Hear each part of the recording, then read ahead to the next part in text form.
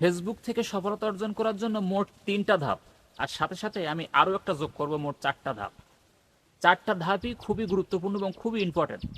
Facebook থেকে যদি সফলতা পেতে চান, ইউটিউব থেকে যদি সফলতা পেতে চান, অবশ্যই এই 4টা ধাপ আপনার মাথায় রেখে কাজ করতে হবে।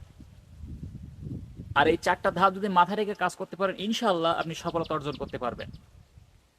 তো আমি আমার এক্সট্রা কথা না বলে আমি ভিডিওর মূল পয়েন্টে চলে যাই। এই ভিডিওটা যারা দেখতেছেন, পুরো ভিডিওটা দেখবেন আশা করে। আমি টেনে টেনে দেখবেন না, টেনে টেনে দেখলে আমার কোন কথাটা মিস করে যাবেন। আর যদি হাতে সময় থাকে দেখবেন, হাতে সময় যদি না থাকে তাহলে আবার ভিডিওটি স্কিপ করে চলে যেতে পারেন। তাহলে দেখুন, প্রথম কথা হচ্ছে ভালোবাসা। আপনি আমার ভিডিওটা দেখবেন, যদি আপনার আমার প্রতি ভালোবাসা না থাকে তাহলে কিভাবে দেখবেন? আশা করব একটু ভালোবাসা দেবেন, এই ভিডিওতে একটা লাইক করবেন।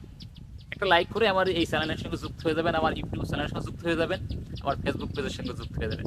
তো চলুন আমি আমার ভিডিওর মূল পয়েন্টে চলে যাই। আমি বলেছি মোট 4টা ধাপ, মূলত 3টা ধাপ, আর এক্সট্রা বলবো আরেকটা, 4টা ধাপ। আমি সংক্ষেপে বলবো ইনশাআল্লাহ, আমার কথাগুলো শুনলে অবশ্যই বুঝতে পারবেন। দেখুন, আপনার লক্ষ্য নির্ধারণ করা, জানি ফেসবুক নিয়ে কাজ করবেন, ইউটিউব নিয়ে কাজ করবেন। আমি বলবো প্রথম পর্যায়ে আপনি যে কোনো একটা প্ল্যাটফর্ম নিয়ে শুরু করুন। দুইটা একসঙ্গে আসবেন না, ফেসবুকও আসবেন না, ইউটিউব আসবেন না। প্রথম চান্সে একটা দিয়ে শুরু করুন। একটা দিয়ে শুরু করে পরবর্তী সময় আরেকটা আপনি শুরু করতে পারবেন, তবে লক্ষ্য ঠিক করা যে আমি এখান থেকে সফলতা অর্জন করব। দেখুন, ফেসবুকে হোক, ইউটিউব হোক, বিশেষ করে ফেসবুকে যখন আপনি প্রথমে ভিডিও আপলোড করবেন, আপনার পাড়া প্রতিবেশী আত্মীয় স্বজন আপনাকে টিটকারি করবে, বলবে যে এই ছেলেটার বাবা এত ভালো, এর মা এত ভালো মানুষ, এই ছেলেটা নষ্ট হয়ে গেছে। তো এই ধরনের মন মানসিকতা থাকবে আপনার, যে আমাকে যে যাই বলুক, আমি ফেসবুক থেকে সফলতা অর্জন করব। সফলতা অর্জন করে যারা আমাকে টিটকারি করেছে তাদেরকে দেখিয়ে দেব যে না, এখানে সফলতা অর্জন করতে পারি এবং আমার দ্বারা সম্ভব। প্রাথমিক পর্যায়ে কিন্তু আপনাকে বলবে যে ফেসবুক থেকে কি পাগলামি সাগলামি শুরু করেছে এই বাচ্চা পোলাপান কিংবা এই জেনারেশনের পোলাপান, এমন কথা আপনাকে বলবে। এমন কথা আমরাও শুনেছি। আলহামদুলিল্লাহ, আল্লাহ পাকের মেহেরবানিতে একটু হলেও সফলতার মুখ দেখতে পেয়েছি, আলহামদুলিল্লাহ। তাই প্রাথমিক পর্যায়ে আপনার লক্ষ্য থাকবে যে এখান থেকে সফলতা অর্জন করব, কে কি বললো কি বললো না আমার দেখার কোনো যায় আসে না। প্রথম কথা হচ্ছে এটাই, আপনাকে লক্ষ্য ঠিক করতেই হবে। আপনি মনে করবেন যে না, আমি 1 মাস 2 মাস কাজ করে ছেড়ে দেবো, ফেসবুক পারতেছি না, আমার ভিডিওতে ভিউ হচ্ছে না, লাইক হচ্ছে না, আমার পেজটাকে ফলো করতেছে না, আমার ভিডিওতে কেউ কমেন্ট করে না, আমার ভিডিও কে দেখবে, এমন চিন্তাধারা আর করবেন না। আপনি আপনার মতো করে ভিডিও তৈরি করতে থাকুন, সব কিছু একটা পর্যায়ে গিয়ে সব কিছু হয়ে যাবে। প্রথম কথা হচ্ছে এটাই। দ্বিতীয় কথা খুবই ইম্পর্টেন্ট, আপনি যে পেজটা খুলতেছেন বা খুলবেন বা খুলে ফেলেছেন, পেজের একটা ইউনিক নাম দেবেন, নতুন একটা নাম দেবেন। যেমন বলতে পারেন, ভাই ইউনিক নাম বা নতুন নাম কেমন হতে পারে? যে আমার ফেসবুক পেজের নাম সাতক্ষীরার নাজমুল ভাই 02, আমার ইউটিউব চ্যানেলের নাম সাতক্ষীরার নাজমুল ভাই 02। পেজ এবং ইউটিউব চ্যানেল দুইটার নাম একই। কারণ আপনি বলতেছেন যে না, আমিও সাতক্ষীরার নাজমুল ভাই 02 রাখবো। এরা কিন্তু ইউনিক হলো না, এরা কিন্তু নতুন হলো না। তবে হ্যাঁ, আপনি বলতে পারেন ভাই রাখতে পারবো না। হ্যাঁ, রাখতে পারবেন না কেন?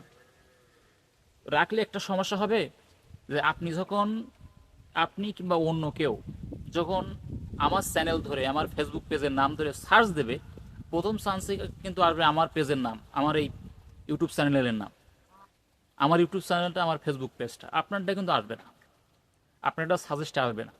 সাজেস্টে আসবে তখন যখন আপনার পেজটা গ্রো করবে, আপনার ইউটিউব চ্যানেলটা গ্রো করবে, তখন আপনার আস্তে আস্তে সার্চটা আসবে। কিন্তু তার আগে কিন্তু আমার এইটা নামটা কিন্তু ফেসবুকের, ইউটিউবের অ্যালগোরিদম সেট করে নিয়েছে যে না, আমার নামে সাতক্ষীরার নাজমুল ভাই নামে একটা চ্যানেল আছে ইউটিউবে, সাতক্ষীরার নাজমুল ভাই 02 নামে একটা ফেসবুকে একটা পেজ আছে।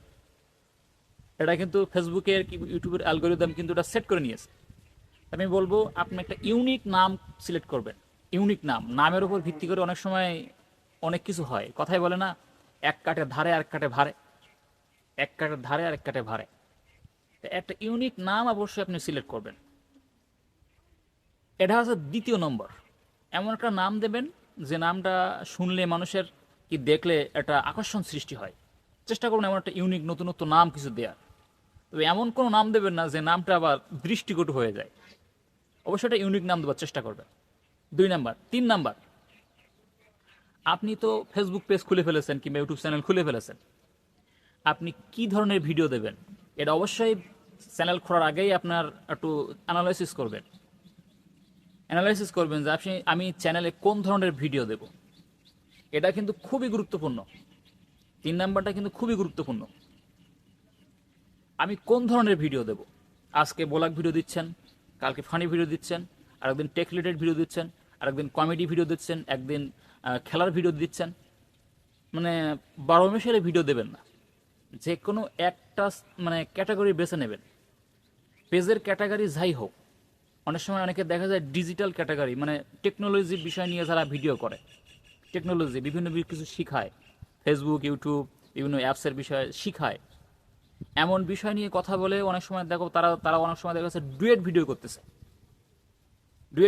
তাদের ক্যাটাগরি কিন্তু আপনার ডিজিটাল ক্রিয়েটর, অথচ তারা ভিডিও দিচ্ছে ডুয়েট ভিডিও।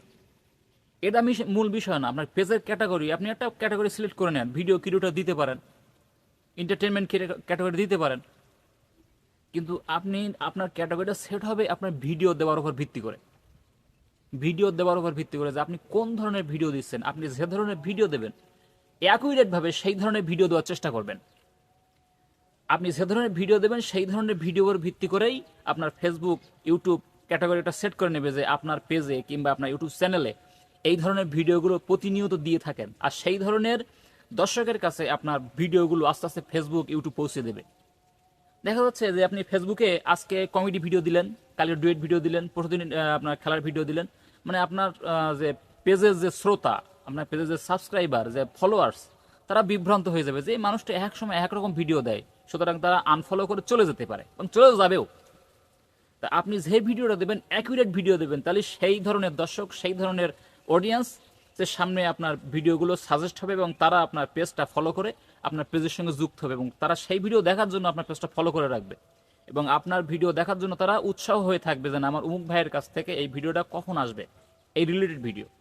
তা আপনি যে ভিডিও দেবেন সেই রিলেটেড ভিডিও দেওয়ার চেষ্টা করবেন প্রতিনিয়ত, এক এক সময় এক রকম ভিডিও দেবেন না।